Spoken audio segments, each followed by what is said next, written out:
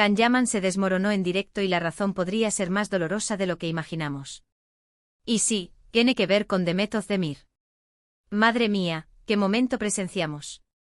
Imaginaos la escena, Can Yaman en pleno directo lanzando declaraciones, y de repente se le quiebra la voz. Lágrimas en los ojos. Y no era un llanto de alegría, se notaba a kilómetros que algo le tocaba la fibra sensible.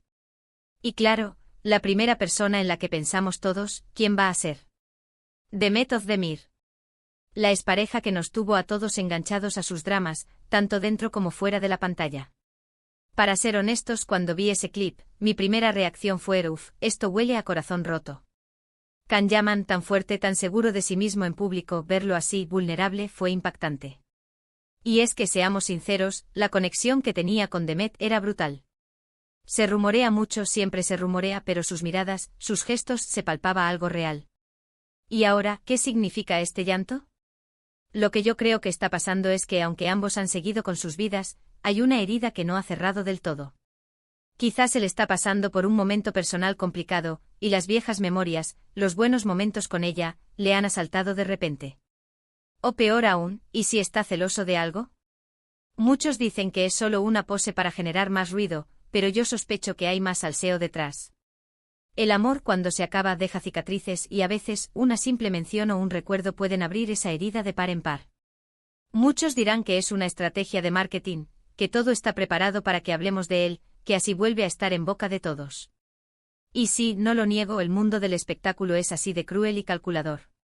Pero cuando se trata de emociones, de lágrimas de verdad, es difícil que todo sea una farsa. Yo creo que hay una nostalgia profunda ahí, ¿y si hubiera sido diferente? Y quizás Demet, a pesar de que ella parece haber pasado página más rápido, todavía ocupa un espacio en su corazón. ¿Quién no ha sentido eso alguna vez? Ese eco de un amor pasado que te visita en los momentos más inesperados. Y luego está el detalle, ¿por qué llorar en directo? ¿No podría haber esperado a estar solo? Eso me hace pensar que quizás está lanzando un mensaje.